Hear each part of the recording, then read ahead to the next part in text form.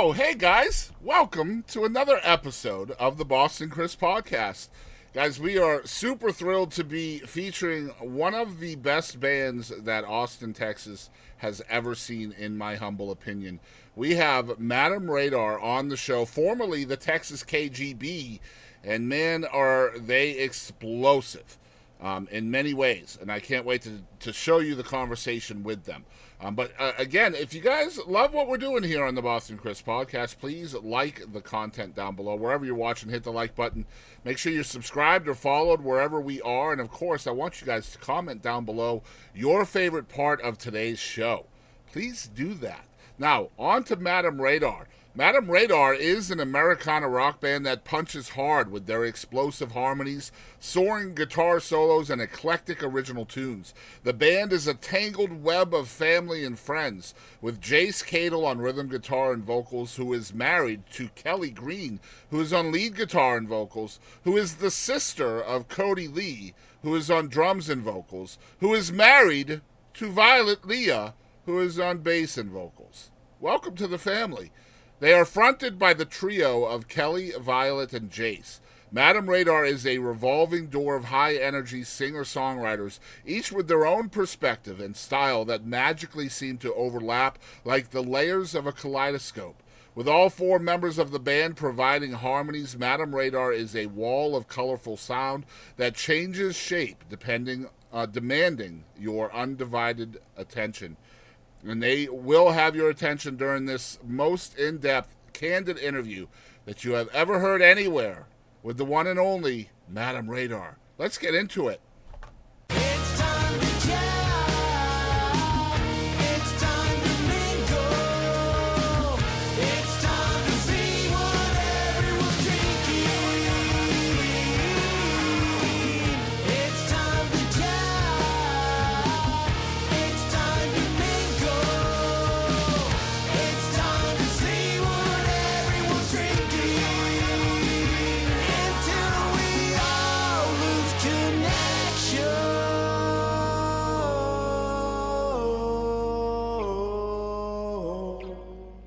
Hey, this is Jamie Richards. Thank y'all so much for tuning in to the Boston Chris Show. Hey guys, we have another fantastic guest here on the Boston Chris podcast, perhaps with the best hair we have ever had on the show. And the first palindromic band we've had on the show too, I think. That's a right? good word. Yeah, it's a very good word. That sound we hear is everybody Googling that word, probably, right? Man, I got to talk a little bit. First of all, let me introduce everybody. It's Jace Cadle on everybody's got vocals, but Jace is rhythm guitar, Kelly Green is lead guitar, and then we have Cody Lee on drums and vocals. And is it Violet Leah or is it also Lee? Oh my God! Thank you for asking, Leah. Okay. And Violet is on bass and vocals. I wanted to say it was Leah, but I wanted to make sure first before I mess up. But I do have an icebreaker question. What are y'all's favorite drinks right now? I'll go first. I've been super obsessed with black tea with boba in it. I'm super into boba right now. What's with the boba craze? I don't know. I just like chewing on the bubble, the little balls. The balls. That's what we're gonna start. All right. We're already there, y'all.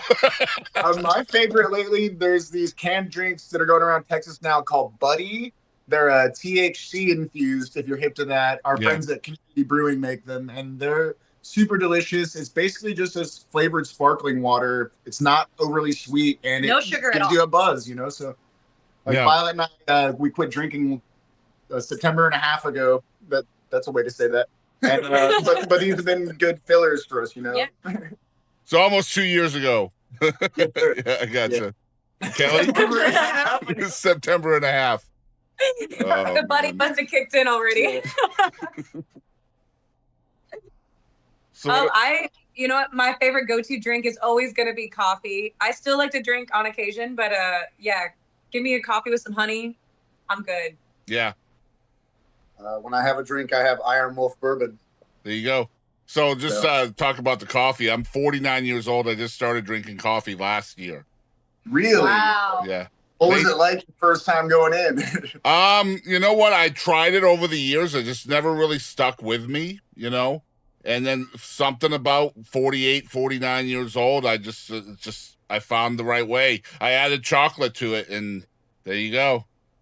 Like, Heck so yeah. like I love my chocolate and coffee. I have one every day, and I don't know if I could live without it, and I'm really mad at myself for not giving it more time before. Yeah. You know?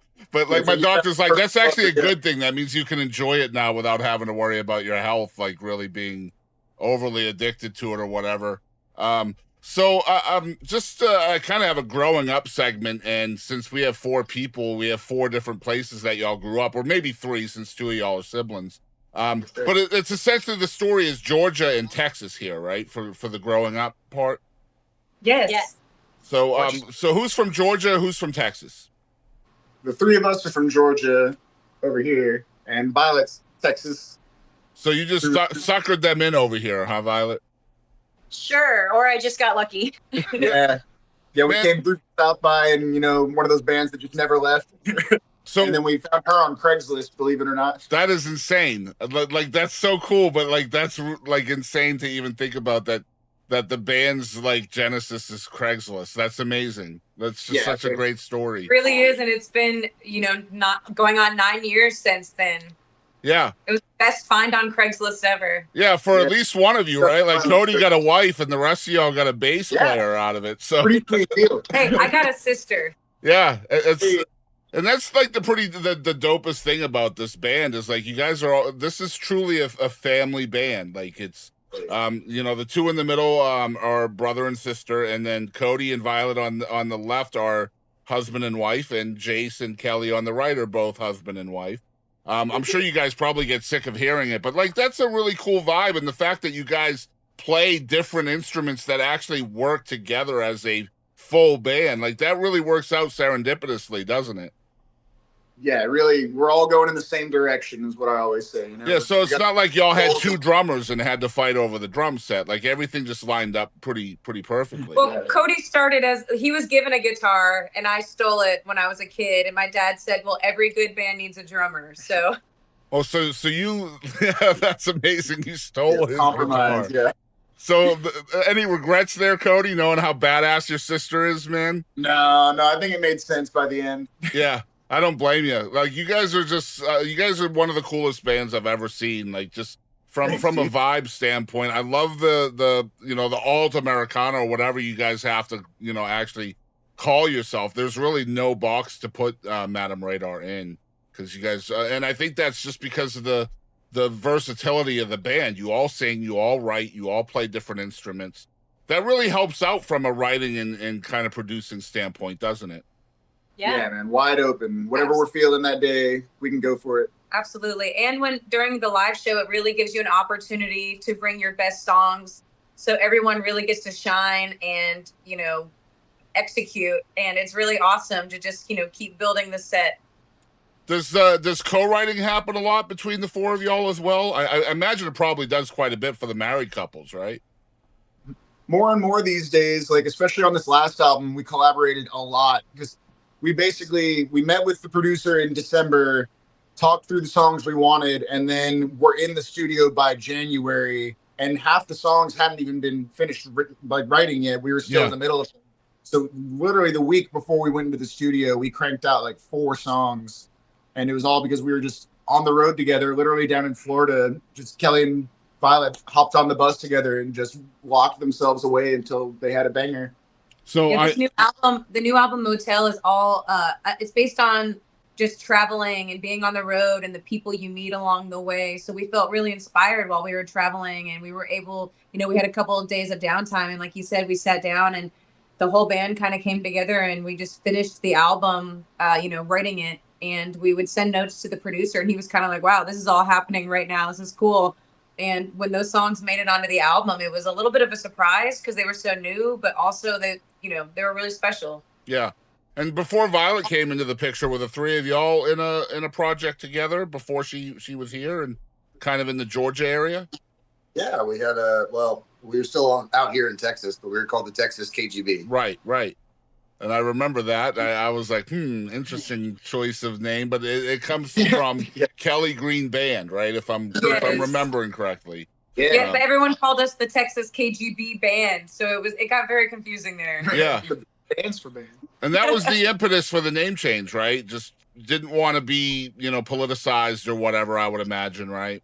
Absolutely. Yeah, we're not political at all. But also everyone writes and everyone sings, and it felt like we needed a band name because we are a band. And people kept telling us, it'd be easier if you just pick one singer and move forward like that, you'd be more successful. And we're like, yeah, but what we have doesn't exist out there, and that's what makes us special. Absolutely. In so many different ways, right? Like you can look at it from so many different spheres. From, a female lead guitarist, no offense, but that's different. Female bassist, that's different, right? 4 vocalists, 4 writers. Like there's so much diversity and uniqueness within the band. I love that you're able to kind of see that, Kelly, and step back from having your name on the brand and not allowing ego to get in the way of that, right? I mean, that's important as a family band, I would imagine. Absolutely. I think we can all agree that we like to be Batman, but we also like to be Robin. So. Yeah. And I think based on this, right, the music I'm seeing, the videos, the shows, like you guys all get to be the rock star at different times in the band. So like the lack of ego in the band is so apparent from your shows and stuff. And I imagine that's because, two couples, you guys have to answer to each other when you go home, right? Oh yeah, you take your work home with you for sure. Yeah. So there's a question: how do you guys separate that, or do you even try, like the private and the business? It's kind of a lifestyle at this point. The way we're doing it, like everything about us is Madam Radar is us. Like every aspect of our lives is who we are. So it's the most authentic way to do it. Is just to take it all with you. We understand each other and what we're doing, so there's no like, oh, what did you do tonight, or where did you have to go? And it's such a drastic, juxtaposition of what you do career-wise. But it's like doing it all together and knowing what each other's going through. We can just be more supportive and understanding. So are you guys able to kind of put those private relationships, feelings, arguments, whatever they may be, on the back burner or to the side if you're trying to be creative or if you're in the studio? Because I imagine that something like that could really take away from the vibe you're trying to produce, right? There's definitely an unwritten rule of once you hit the stage, it's like, hey, we're up here doing this. We don't have time for whatever the crap is, because it's like the personal stuff, it happens, but usually we all rally around each other in some way, because you can, like I said, you can understand what the other people are going through, whether you had to be early to sound check or late drives and all that stuff. We're doing it all together, so it's like, we're here by choice, which is really cool. I think a lot of bands would also agree with this, but the rehearsals are always where we'll have like little tips where we kind of bump heads or something. But also it's those times where you just have to rely and go, wow, okay, this person knows more than what I know in this moment, and I just need to trust what they're saying. So sometimes you might bump heads, but we always have snacks available for every rehearsal. Makes a difference. It is like the key to a good rehearsal. Just getting a little food when you get grumpy, or just taking 5 and like eating a little brownie or some like hummus. You're like, okay, I'm ready to go. Yeah. And really, I mean, it probably boils down to making sure you respect each other creatively too, right? Like, and not dragging in. I don't want to focus on the private stuff when we're trying to be creative, and that respect is important. And that again goes right back to the lack of ego that you guys show. So like creatively speaking, are you guys able to kind of keep your relationship separate when you're writing as well? Because I imagine each of your personal experiences might not line up with what one of the others is experiencing as well. You know what I mean? Does that make sense? It definitely depends on probably subject matter for the song. Sure. Overall. But yeah, but for the most part, everyone brings something to the table, and I mean, it makes the songs better. That whole, we're better for the sum of our parts versus trying to individually push something that does or doesn't work. So, and everybody gives each other a try when we're doing new songs. It's just accept, like, okay, like let's play the song, let's get up and do it, and if it doesn't work, the audience will let you know more than anything. So it sounds like that rehearsal space is uber important to you guys. Yeah. 9 times out of 10, the rehearsal space is the stage for us, though. Yeah. I was going to say, because a lot of those experiments can be tried out on stage for a normal band. With y'all, you really can't, because you need to have those kind of sidebars, right, where you're kind of feeling each other out. You can't. You usually can do that with your audience, but like I imagine it's a little more difficult here. Here's a question for you. What is the process like for creating songs? Because I know you guys all write. So are you solo writing most of the time? Are you collaborating? Is there kind of a plan in place? Do you schedule things like that? I think a lot of the times it is solo writing and with collaborations as needed. But like, we both do duo shows in addition to full band. So a lot of times, if Kelly or I have a new song, or Jace and Cody have a new song, like we kind of, I would say, like get it pretty solid with, so that at least two of us knows the song really well, and then we can bring it to the rest of the band. And then somebody might have a cool harmony to throw in, or like a lot of times Cody will do something really fun with the form of a song, and it just kind of, comes and goes. If it stays, once we do it as a full band, then it does. And sometimes songs leave and then come back later, like, hey, remember we used to play this? And so Yeah. it's just kind of honestly, it's kind of all over the place, just depending on what it is we're writing for, or why, And how long does it take to kind of learn each other's strengths and weaknesses when it comes to writing? I imagine that's an ongoing process, right? Yeah, I think so. Especially the three of these are the core writers, and they all approach songs so differently, but all three of them have in common that they bring it to the group and kind of let it grow. Let us kind of water it a little bit, water the plant, it'll grow differently. Trust each other to have your influence come in and be solid versus going, this is your part you need to play that I wrote for you. It's like, that can be cool, but we know what a bit is where we just get tight and has our us sound is. It's like, I don't really care what you're bringing to this. I just want your original approach to your part, and that way that'll give us our sound if everyone feels like they're contributing. So, does that exist within the group where people are writing parts or lyrics or vocals, whatever, for another member of the band often? I won't lie, mostly my vocal needs to be written for me because I suffer from what's called lead singeritis. I gotcha. I absolutely do not hear harmony very well. And without these guys, essentially, I can sing anything if you say, like, hey, this is your harmony. I'm like, cool, boom, I'm there. But if you're like, what part do you hear? I'm like, I don't know. I just don't. The melody. So absolutely. Like, in those parts where it's like, this is where you need to be. And just, again, just kind of trusting each other. Yeah. And so is the writer of the song usually kind of lining up with who ends up performing the song vocally as well? Or is that... On our first couple albums, yes, but as we've played more together, especially Violet is really good at, she really started it off where she would write something and say, oh, I hear your voice on this. What do you think about this? And that really kind of opened the door to being like, okay. And on this album, there's a lot of songs that were written by one person or multiple people. And the part that, it was kind of just like, okay, this sounds like you, you would do well here. Oh, it's, Mamas and the Papas this, and double up vocals here. And really, we got really creative with it and didn't just stick with the writer is the singer of this album. That is so badass. That truly is badass, because it's one thing to be able to write for yourself, knowing that you're going to be the performer of the song. But in order to write for someone else, you have to understand that person's passion too, right? And then the person that's and gonna, also what lanes they sing in. yeah, exactly. Like, then that person has to be passionate about the lyrics of another writer's song, and that's just gonna create growth, right? So like, you guys are essentially three bands in one. You have the three vocalists.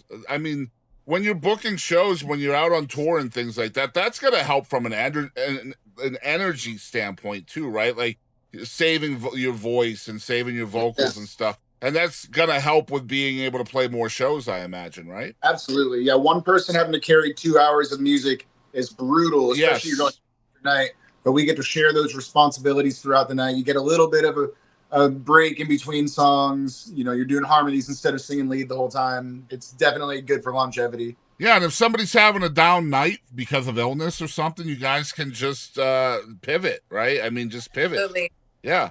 What a freaking tool to have in your toolbox, man. Like, seriously. Really, you save on hotel rooms too. Oh, I can imagine. It's like having a solo acoustic gig, right? Yeah. With the full band vibe. What does Alt-Americana mean? Oh man. Like, I think it's very rootsy, like obviously acoustic guitar driven, but with some rocking edge to it, man. Big wall of harmonies that you might not hear in your traditional Americana, like bluegrass, but sexier. It's bluegrass with hair, right? Yeah. Let's be honest. green And grass. yeah, and you guys derived from Austin now, right? You guys are that's sir. basically the home base. How has Austin kind of inspired what you guys do now? It's an insanely powerful musician community. Everyone here lifts each other up instead of trying to step on each other like in other towns. And high tides raise all ships, man. Like we all get to help each other out and fight for good causes together. And I think it's only made the whole city stronger. Not to mention, Austin does have a program called HAAM, which is Health Alliance for Austin Musicians. And Yep. so because of that, you get health care, which is just incredible. It's Yeah. really nice to be able to have health insurance, and they Be a really full-time musician. take care of their musicians here. Yeah, I actually have that on my list of things to talk about because I know that's really, really important to y'all. I've heard y'all talk about that a lot. So for musicians and folks that may not have heard about this from outside of Austin, I know you mentioned a little bit about it, but maybe go a little bit more in depth of how folks can help this organization. So HAAM, basically they have every year, they have what's called a HAAM Day. It's on September 23rd this year, where there's just going to be a bunch of live music around and it'll be streamed, but you can also like go support it. And it's all Just over free shows. town. Yeah, free shows where you can donate, but they also have different benefits throughout the year, like the Ray Benson's birthday party. And then they've also got like a really fun corporate battle of the bands show. That's just a riot if you want to go to that. But, I mean, you can go to their website and donate whenever you want, really. But yeah, those are kind of the big three main attractions. But they not only do they provide us with healthcare, they provide us with mental care. They also hook us up with things like with dental, with physical therapy, therapists and counseling through the Sims Foundation. Like, it's just a really incredible organization all around with really beautiful humans that really care about their musicians. And this So- is essentially for Austin area musicians only, or?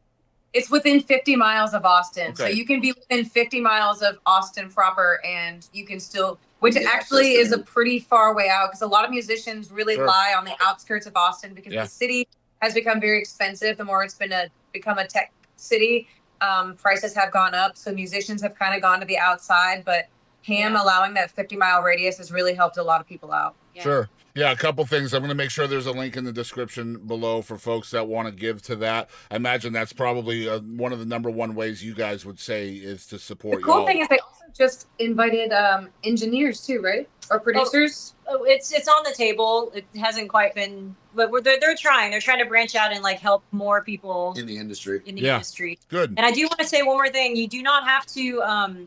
You can be employed full time and be a part-time musician and still be a HAAM member. Wow. I feel like there's a little bit of a misconception about that for Yeah. anybody who might be listening and interested. You can have a job outside of it and still apply for HAAM. So Nice. Well, I think the first thing I got to say is I challenge people out there to create this kind of thing everywhere. Like, Yes. honestly, it sounds like something that needs to happen. As somebody with, lots of musician friends, the fact that this doesn't exist on a more global scale is kind of sad, to be honest. And so I challenge y'all for that. Let's make that happen for one. Let's talk about the studio because you guys obviously with the Texas KGB, you had a couple of records with that project and a couple of records now with Madam Radar, and you kind of gone from multiple different producers over time. What's the evolution looking back? Like if you guys reflect back over the course of your catalog, how have you guys evolved as a band over time, do you think? We've definitely gotten much more comfortable with the studio over time. I still feel like we fly through the studio. A lot of people take as much time as they can. Every record we've made has been made in probably less than 2 weeks, usually. Like 10 days is kind of our sweet spot. Wow. We did 10 days this time and spit out 12 songs. And that's become our biggest strength. It's just efficiency when we're in the studio. We don't fight about anything. No. We want to create the best product possible, so we try to really listen to each other. And the majority rules. If three of us say something's should work, then the fourth one just kind of rolls in line, and that rotates through everyone. Lack of occasionally. ego, you got to keep the ego out, right? It's the same Yeah. thing, yeah. Comfortable studio space makes a big difference too. Like for the past 3 records now, we're actually all done at the finishing school here in Austin. Different producers for the past 2. We had Steve Badass from producers, though. Good Motel. God, yeah. Amazing. And before that, we had Gordy Quist from the Band of Heathens. Awesome. Also amazing. Just really, he's a musician's producer, you know, like he's a guitar player himself for the Heathens, so he's just so involved in the inside of the music. He's really fun to work with for that reason. I mean, Steve's the same way, honestly. Yeah, Steve really got some of the best out of us, I think. Oh yeah, he was tough. We did a lot of pre-production before that album, and he really made us think about the songs and be like, can we top this? And sometimes we're like, you would get into it and you'd be like, wow, actually we can make this better. And there were other times where we tried moving stuff around, doing every which thing, and it's like, no, actually this was the way it's written is the way it needs to go. And a lot of the songs were unproven. So we hadn't had a chance to play them out. Yeah, they were brand new, but it was really cool to, especially to go in the studio and, you know, be finishing writing parts, but have such a great ear from him. Yeah, man, it's cool having somebody like that in your corner, right? Just to be able to, I mean, there's a lot of growth that can happen there as a musician, just by sitting there and sponging that shit up, right? Yeah, he's been there, he's done that, he knows. Yeah. Man, yeah, just make sure you listen. I'm not a musician, but I spend a lot of times in the studio just checking stuff out and listening and experiencing it, and it's just such a cool process. I love one of the things I wanted to chat with you guys about is you being a full band and going into the studio. I imagine you guys are playing the instruments on the records as well for the most part. Talk about how much of an advantage that is for you guys when you do go out on the road. And you sound so much alike from your records. There's no difference between the studio stuff and the stuff people are hearing from the stage.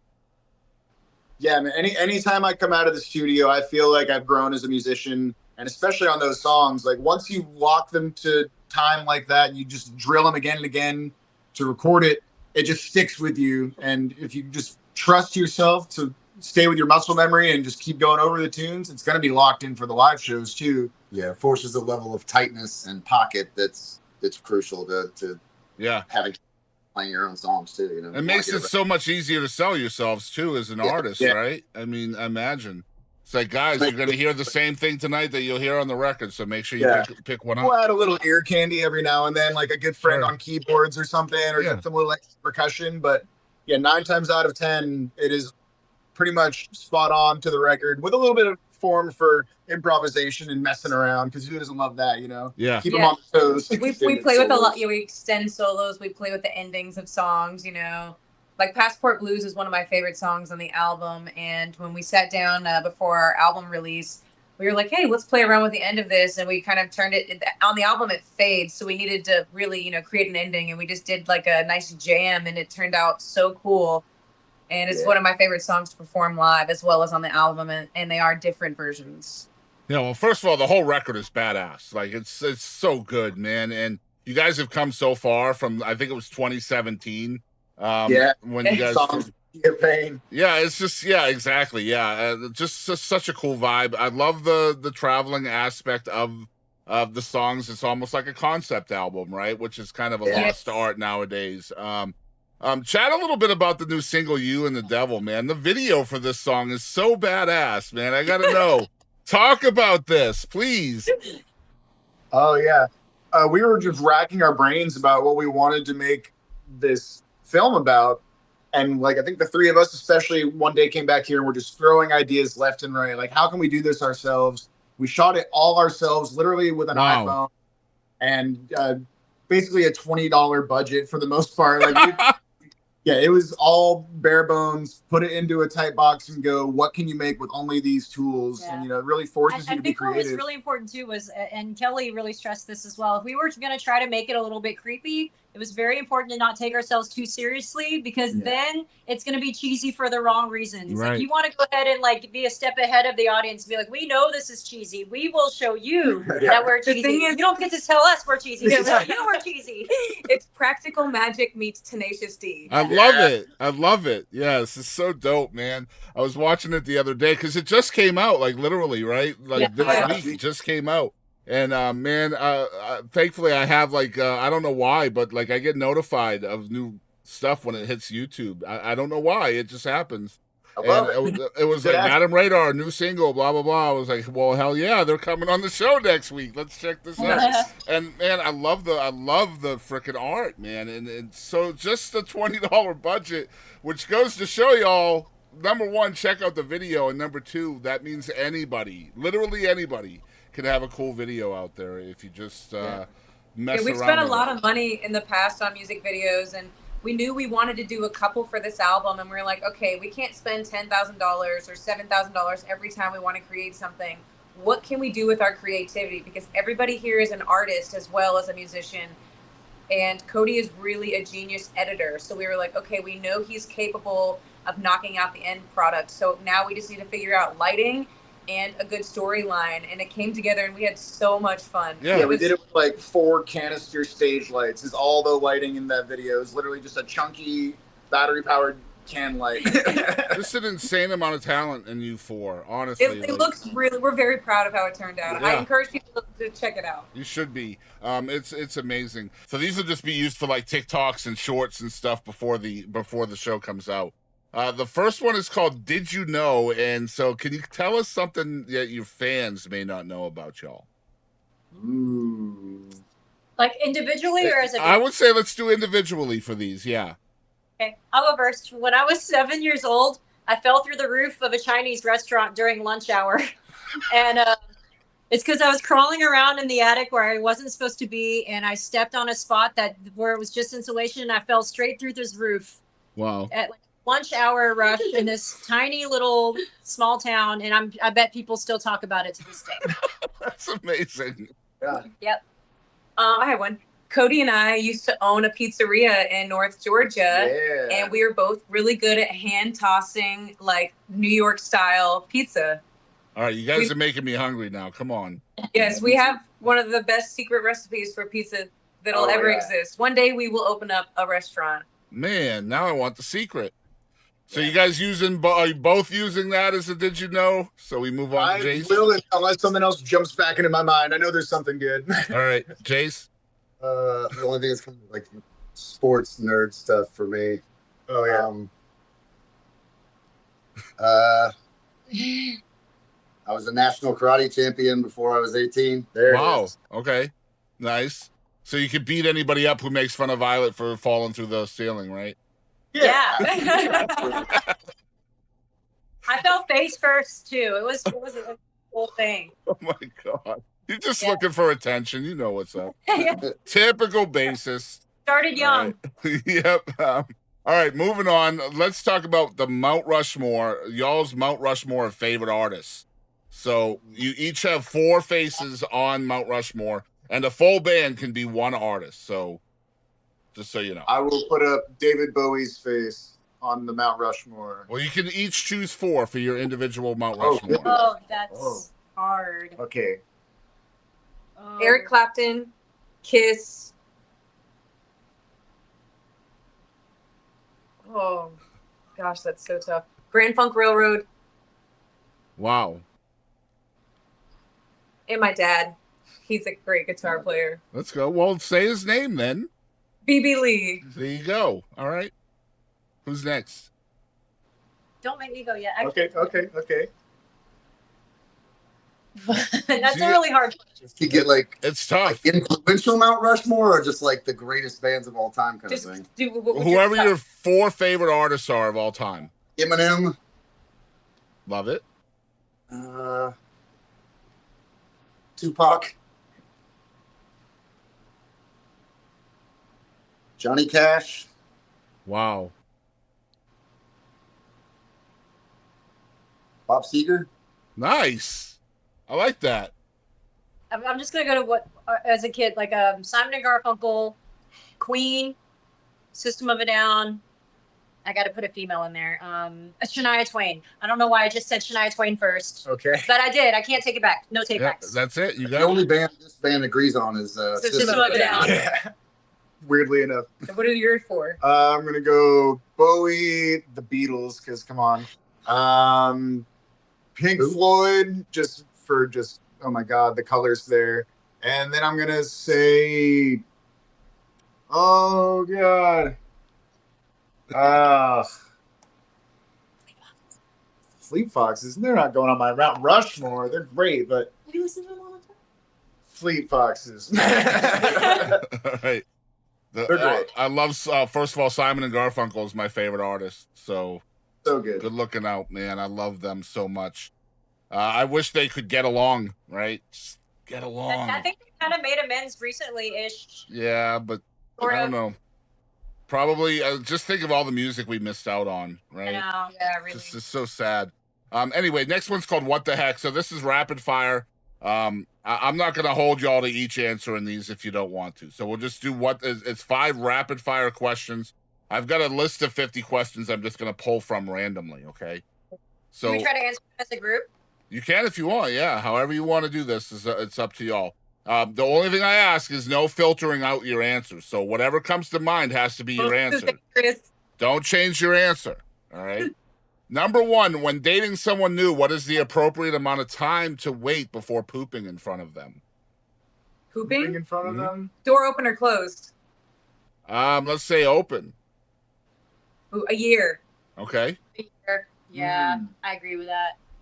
She got me in like 6 months, probably. What? Oh yeah. That's how we knew it was love. All right. Let's have the couples answer this for the opposite person. Okay. What world record does your significant other have a shot at breaking? Fastest poop after eating a jalapeno. It's your jalapenos, man. They do it to you. Jace, anything sports related. Anything sports. Cat Whisperer, he can cut our cat's nails with an incredible speed and accuracy. I don't understand. Wow.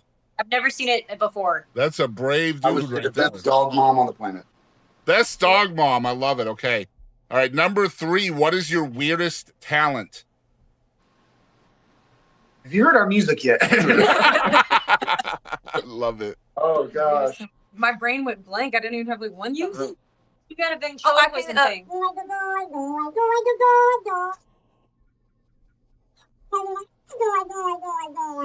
Okay, why is that not in a song yet? What? Yeah, the right. world? Oh, we should. That'd be some Start off, Beatles yeah. stuff. Yeah. Sorry. What you What got? do you do? Could do a Bullwinkle impression. Yeah. Do it. What's me pulling back and it'll be hit? Oh my God. He can also juggle. I had Full House Up at the flashbacks there. He can whistle and. That's good. It's a weird talent. What you got? Up. I can also do this. All right, number 4. He's an insane crochet artist on top of it. Yeah, does that count? Yeah, crochet's weird. Crochet? I can crochet really good. Nice. My wife crochets, so I got you. Yeah. All right, number 4. What was your most awkward moment on stage? I had a titty fall out one time. Yeah. Yeah, Real. that might be the winner. That didn't make it on TikTok, did it? No. Made it on TikTok though. Hey. I had to play a show once where I forgot my kick drum at the last gig. So the entire night, anytime I went to kick, I had to hit the floor tom with my other hand. And at the end of the show, someone walked up and said, "That's the best you guys have ever sounded." I was pissed.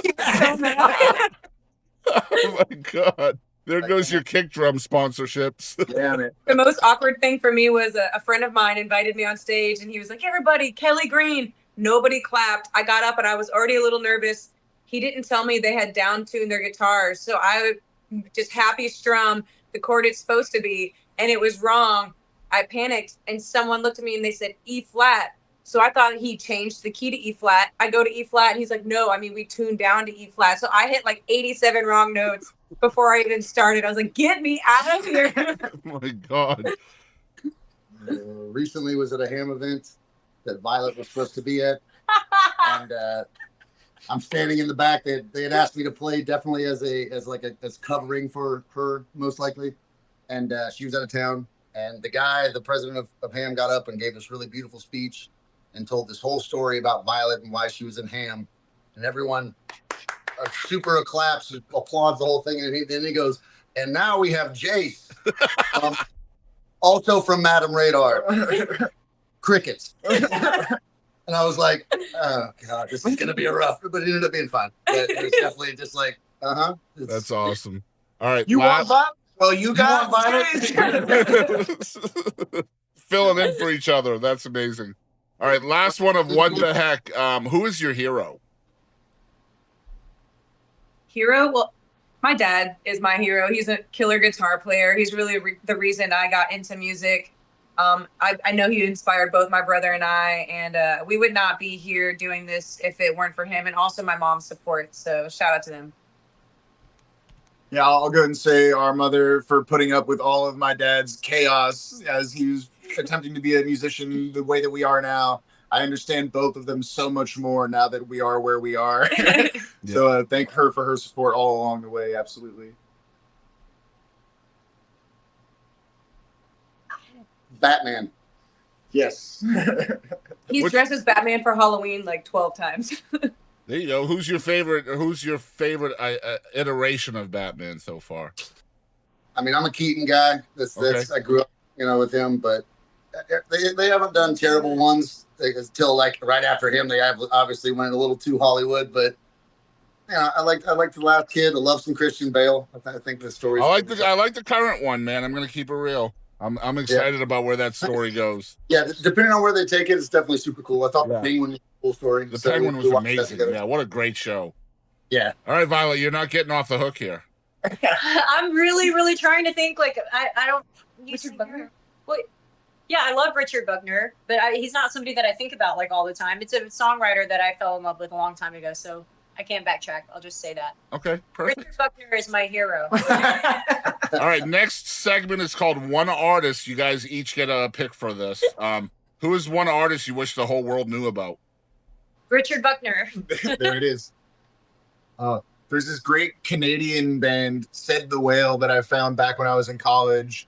And they're just fantastic. Really good harmonies, really catchy music. And, they're just like so many independent artists that have a great fan base where they're from that can't break through to a lot of other places, and they deserve it all and more. Gosh, that's so tough because I want to say about 28 local artists from here that are also amazing.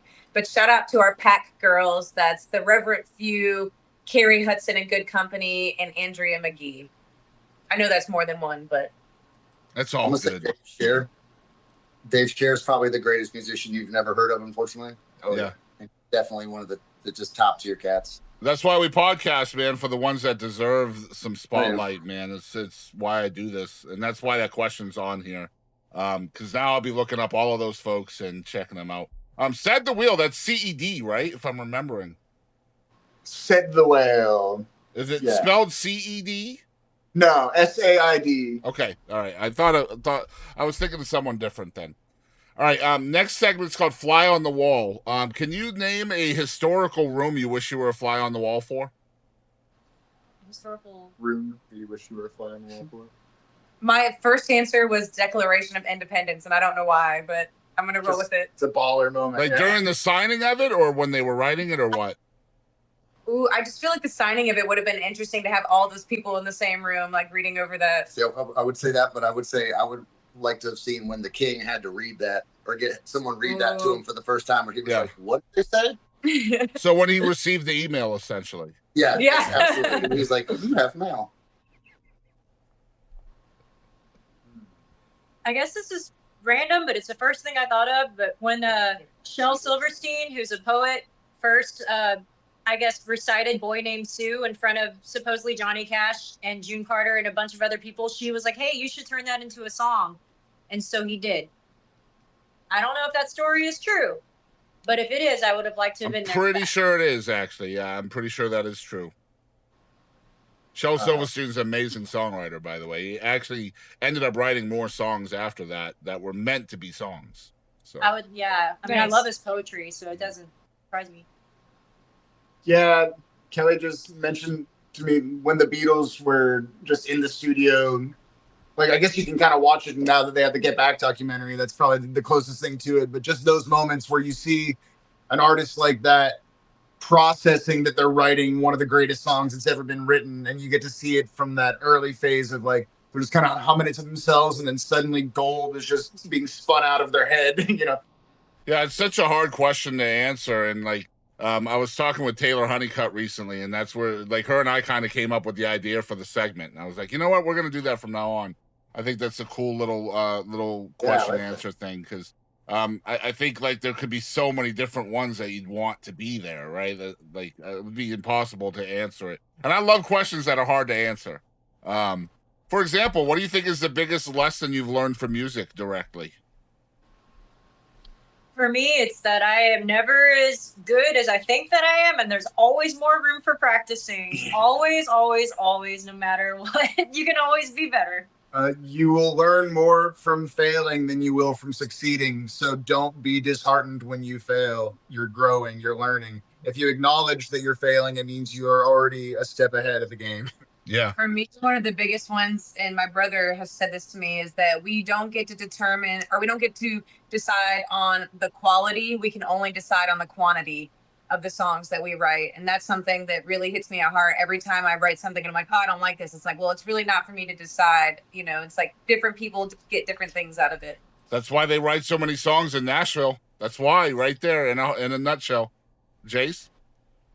Can I hear the question one more time? What's the biggest lesson you learned directly from music? That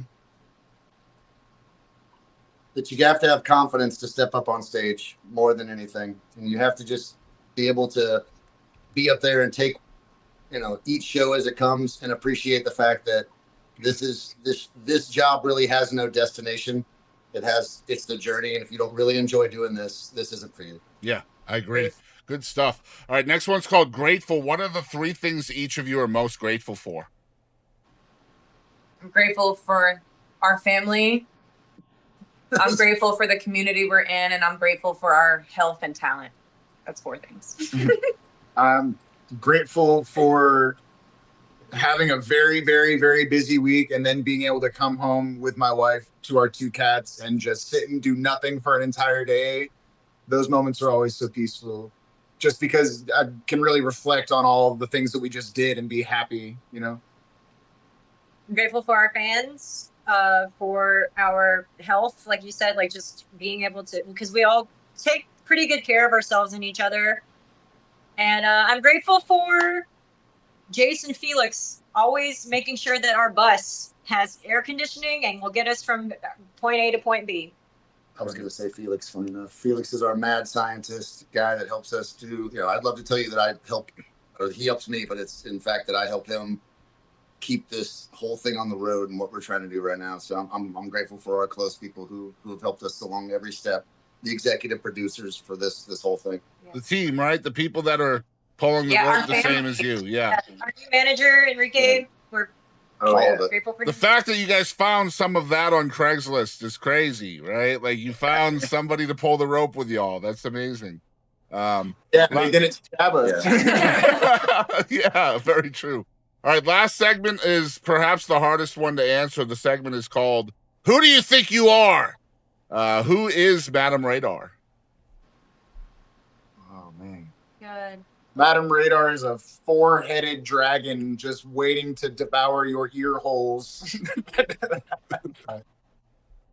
Laced in authenticity and love and Dad jokes. dad jokes.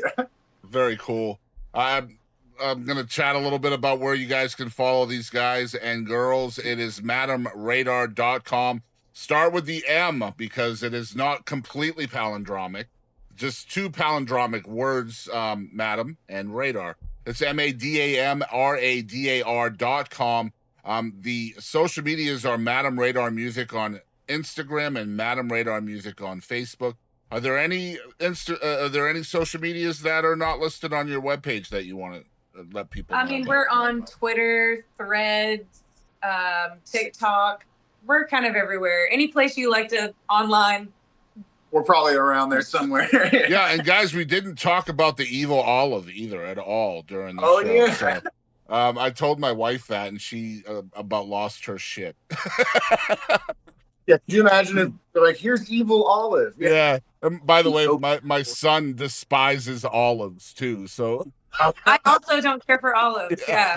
I've grown to love lately. Yeah. If you guys are wondering, that was one of the possible band names when they decided to rebrand, and I think that's how you guys ended up deciding to make palindromic words as far as, right? Yeah, you're curious. It was a fun idea. We're like, well, I don't like evil olives so much, but the idea of that balance of a palindrome. Yeah. Like we got 2 and 2, like just the way that our relationships are balanced. 2 guys, 2 women, 2 brothers and sisters, 2 nerds. And then they like cats, we like dogs. Like it's just there's a lot of stuff going on here. Masculine, feminine, like it just felt right. It's just such a cool vibe, and I hope everybody follows along with y'all that haven't heard of y'all yet. Again, it's madamradar.com. We're gonna put that in the description below. We're gonna put a link to HAAM as well. So if you guys do want to support Madam Radar, I imagine that's a great place for them to support y'all. Is in your name, put a donation there. Is there anything else you guys would like for me to put into the description, or anything else you'd like to say the best way to support you guys as a band? Yeah, just madamradar.com and check out our new music video for You and the Devil. Badass. The world needs the great Codini. Oh, yes. Yes. And come to a show, right? Buy some merch and right. all of that stuff. Guys, thanks so much for coming on the show, man. I appreciate y'all very much. Thank you for having us. Thanks, brother. Hey, this is Scott Strickland, and thank you for tuning into the Boston Chris Show.